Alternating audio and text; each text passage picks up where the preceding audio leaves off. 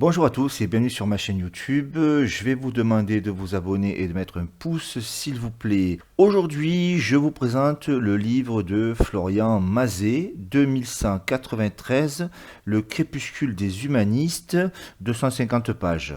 Monsieur Florian Mazet est un enseignant, hispaniste et traducteur. Alors moi, j'ai eu le plaisir de le rencontrer lors d'une conférence sur Paris et j'ai vu que nos camarades de Fréquence Occident avaient fait un entretien concernant son livre, que je vous encourage bien sûr à aller écouter. Donc c'est un roman d'anticipation, c'est-à-dire une vision futuriste plus ou moins longue de l'avenir, au même titre que Aldous Huxley, Le meilleur des mondes, ou George Orwell, 1984. Le roman démarre dans la ville de Marseille qui appartient à l'ancienne France, désormais l'Union méditerranéenne.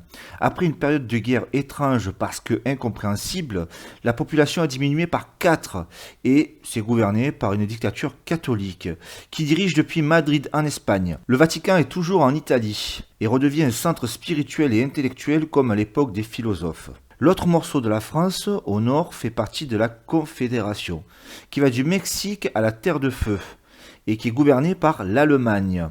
Les trois personnages sont un couple, Europe et Apollon plus Hugo. Les territoires sont séparés comme à l'époque du mur de Berlin, mais sans les frontières physiques. Les familles sont séparées mais continuent de se voir. Et moi ça me fait penser un petit peu à la Belgique, les Wallons et les Flamands. La technologie y est post-survivaliste, proche du siècle dernier, à l'époque des lecteurs bien sûr.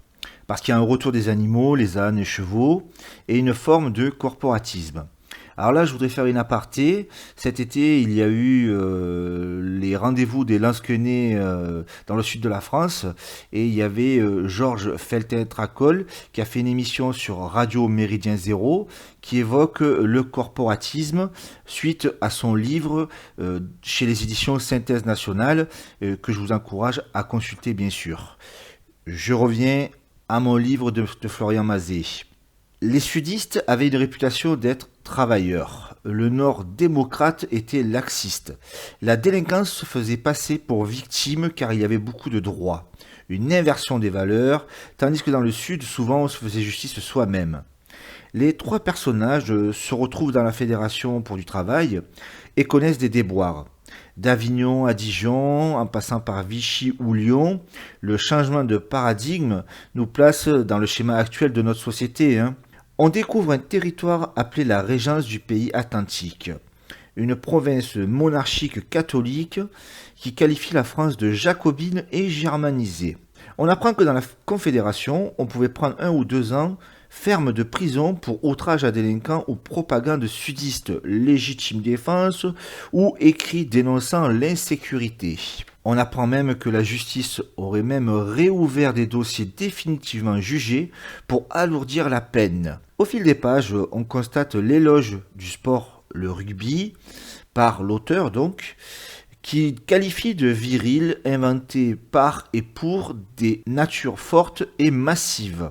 Alors, je fais encore une aparté. Cet été, j'étais à l'événement de la Ligue du Midi et il y a un intervenant qui a dit qu'il ne connaissait pas de gauchistes chez les rugbyman. Bernard, je te salue. Je reviens au livre de Florian Mazet. Le point de cassure dans le livre vient quand un mouvement appelé Simple Citoyen fait des attentats, beaucoup de troubles et des groupes armés se créent. Une époque pire que celle du 21e siècle. Donc là, ça parle des gilets jaunes, sans vraiment le dire. Et à ce moment-là, Hugo, il va en prison parce qu'il y a un juge qui fait preuve d'excès de zèle. Et en prison, il est obligé de se défendre contre notre détenu qui voulait des faveurs sexuelles. Hugo était baraqué. Il foutu en fauteuil roulant son adversaire et bien sûr, sa peine fut alourdie. Et puis, avec la complicité d'un religieux, il réussit à s'évader pour se cacher en Suisse dans une zone protestante. Et bien sûr, le livre se finit bien, je vous rassure.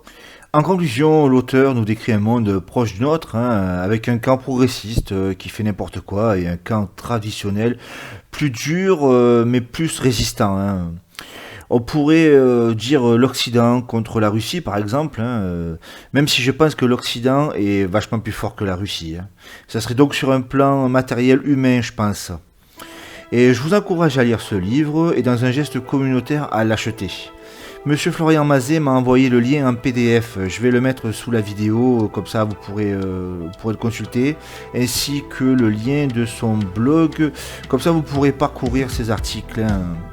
Je passe un beau jour à tous mes amis communautaristes, le CP, les Braves, ainsi que toute forme de communautarisme. Et puis je vous laisse en musique avec Hector de France, et puis je vous dis à très bientôt pour une prochaine vidéo.